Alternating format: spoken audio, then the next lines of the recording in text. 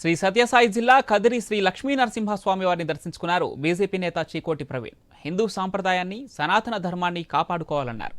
ఏపీలో మత మార్పిడులు ఎక్కువ జరిగాయని, వాటిని అడ్డుకోవటానికి ప్రతి ఒక్కరూ కృషి చేయాలని చెప్పారు.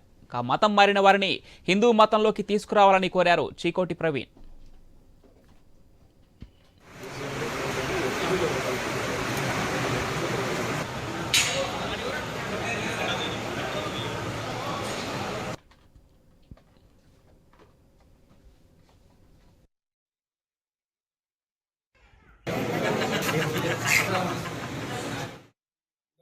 కాపాడే భాగంలో మరి గుడులని గోవుని పరిరక్షించుకోవాల్సిన బాధ్యత ప్రతి ఒక్క హిందూపై ఉందని మరి ఇక్కడ చెప్పడం జరిగింది.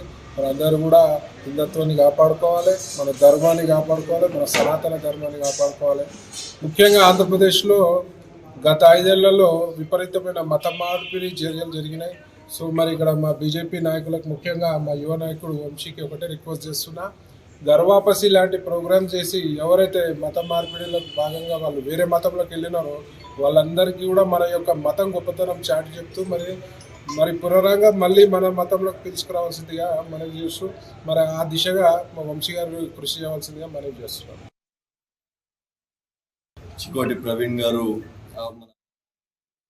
కదిరి పట్టణానికి విచ్చేసి ప్రహ్లాద సమేతుడైనటువంటి నరసింహస్వామి యొక్క ఆశీస్సులు తీసుకొని ఏదైతే ఆయన గత దశాబ్దం నుంచి హిందూ సమాజం ఐక్యత కోసం కానీ, హిందూ సమాజానికి ఎక్కడైనా సమస్య వస్తే అది మన సౌత్ ఇండియాకి సంబంధించిన ఏ రాష్ట్రంలో ఇబ్బంది వచ్చినా కూడా ఏదైతే ఆయన ఒక అడుగు ముందేసి హిందూ